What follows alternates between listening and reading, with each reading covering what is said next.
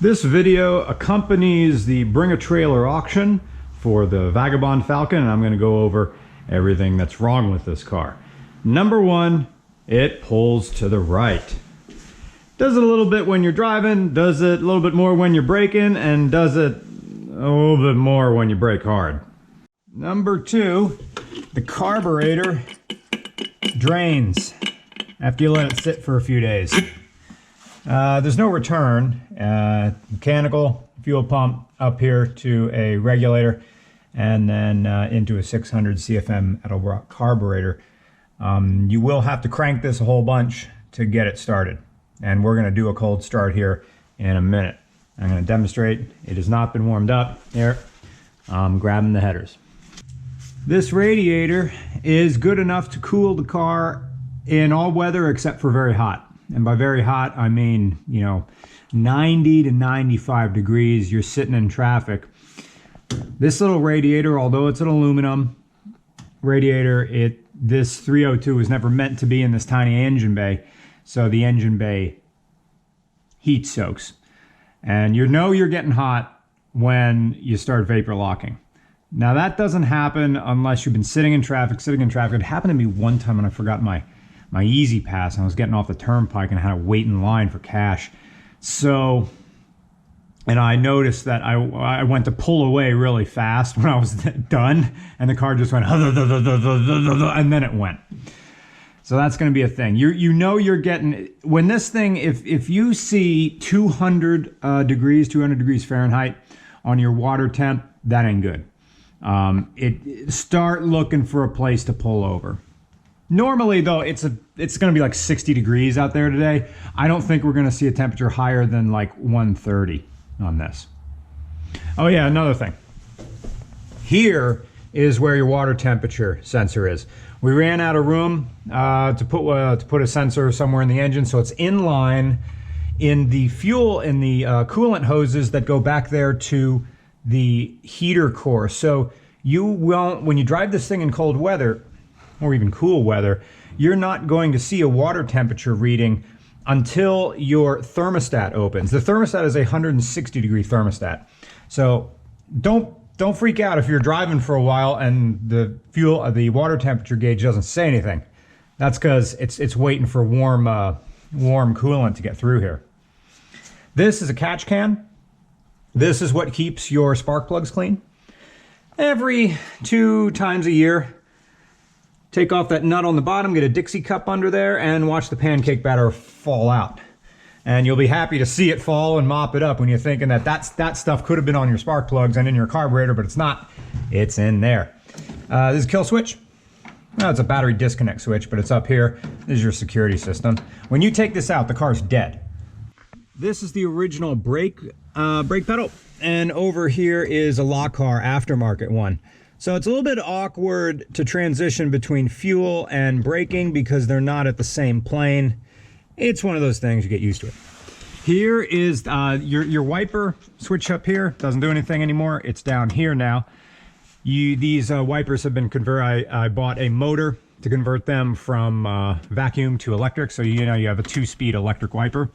This is the override switch for that radiator fan in the front.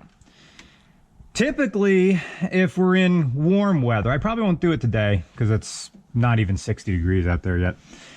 But when you're cruising around in the summertime, I'd get in the habit to, every time you get to a stoplight or the car slows down, hit that and turn it on preemptively. Let's get some air flowing over that radiator. There is a safety, at 190 degrees, it will turn on and it'll stay on. But I found it's prudent just to keep that thing on really in the summertime. Of course, turn it off before you take the key out. The key itself,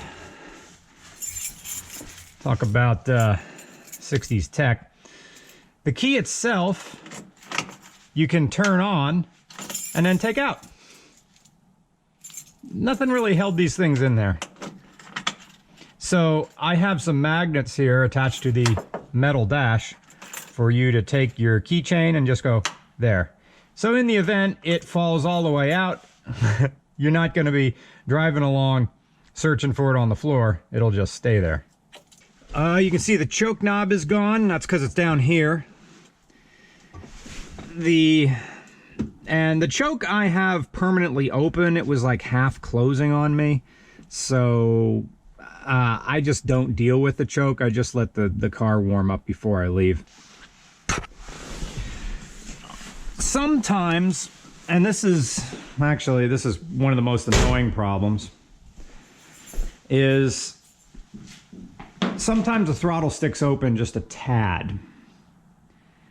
It's something I've learned to deal with, but you need to know about it.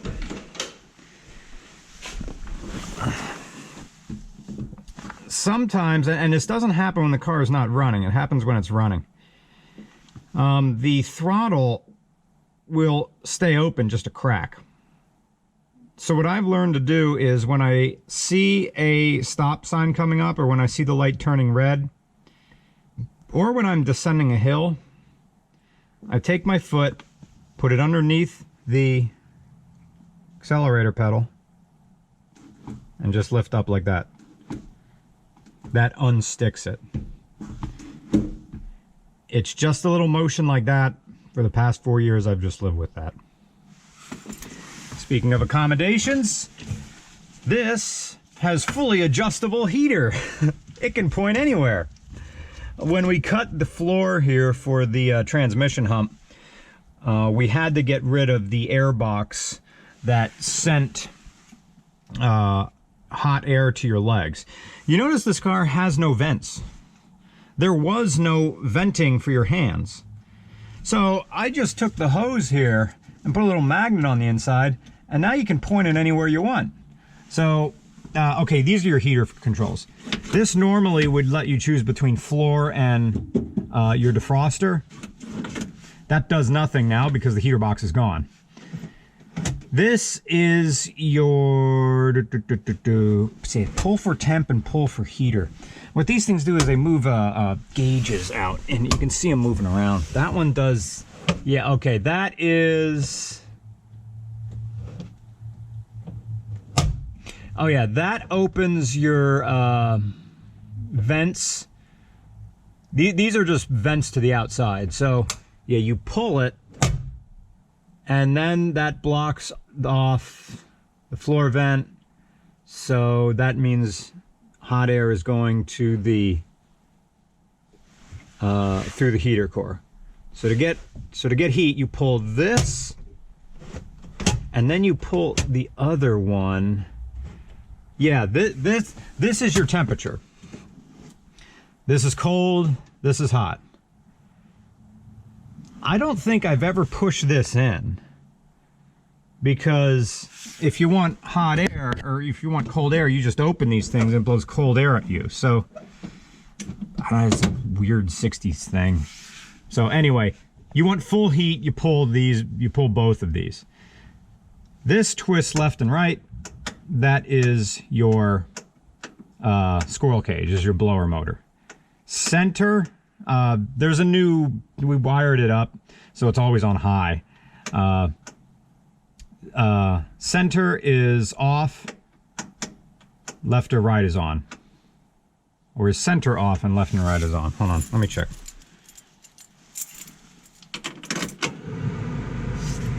Okay, left and right is off and center is on. Okay. Here's how you get the glove box open. You gotta take your fingernails, put them up here, and then push in with your thumb, and then it opens. Seat belts. There are none. I'm gonna give you seat belts. They're in a box. This was the original parking brake. It does nothing. The parking brake is now down here. There. It's there to pass inspection. It's a automatic. Just put the, oh, this thing's sticky. Yeah, just put it in park, it won't move. I don't know if the horns in here are original to Falcons. The ones I've seen on other Falcons at car shows have horns, I think from Mustangs or something like that, little tiny ones.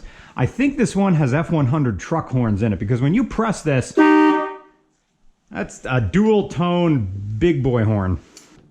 For the trunk. Here's your battery. And it's a sealed one, so it doesn't have to have a case over it, although I do keep this fender cover over top of it just to keep anything from touching the terminals. Way down here is the air line for your air shocks. It is there. Put a hand pump to that and you can raise and lower the rear suspension. It doesn't take too much air. Don't put it up to a compressor. Just a simple bicycle pump will be fine. You can raise and lower the rear end. So if you know you're going to have a bunch of people in it, hey, put like 10 pounds more in it. This is your fuel filler neck. It's going to be difficult to film it or fuel it because the shape of fuel pump nozzles are different in the past 60 years. Back in the old days, they were long and flexible. They went in there. Nowadays, they're not meant to make this 90 and go down like that, so you gotta have to put it in sideways. I can't pull the trigger on the filler, on the nozzle. Otherwise, it just like air builds up here and it shoots gas right at you. I just put that down there. In fact, there's a little gully right here for spent fuel that you spilled to just clean your license plate, really. The wheels. They are a staggered setup. You cannot rotate these tires because the offsets of the tires are different from the front and the back. The front wheels are farther apart than the rear wheels. You can see how far open the front wheel is than the back. So tell your mechanic that. Otherwise you'll be driving along and you'll be rubbing everywhere. This wheel will rub, this tire only will rub at full right lock turns. It will rub. It will not rub on left-hand turns. What I've learned about cars from the 60s is, you know, bilateral symmetry was a goal, but not a drop-dead thing. So, you have old cars, everyone is just a little bit different from the other. Here's where the rust is. Rear wheel arch. You see it was repaired at one time. They probably bondoed, and it's the same deal on the other. There were two rust holes inside the car, but those were cut out, welded with new steel and seam sealed. That's everybody's favorite game, cold start.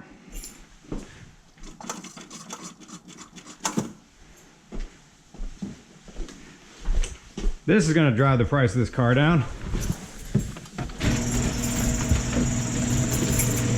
Maybe it'll start right up. I don't know. We've had a cold snap here in Pennsylvania, so. Here we go. Oh, hey. Oh.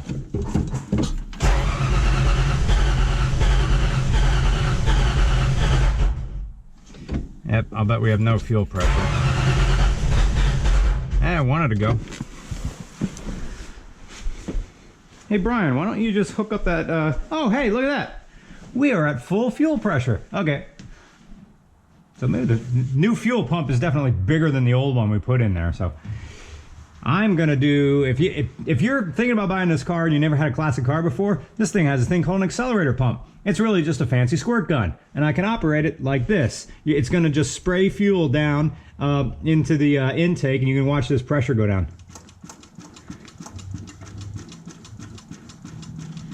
Yeah. I bet it's gonna fire right now.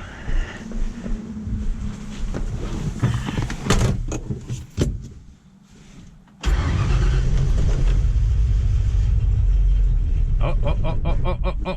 Come on, baby.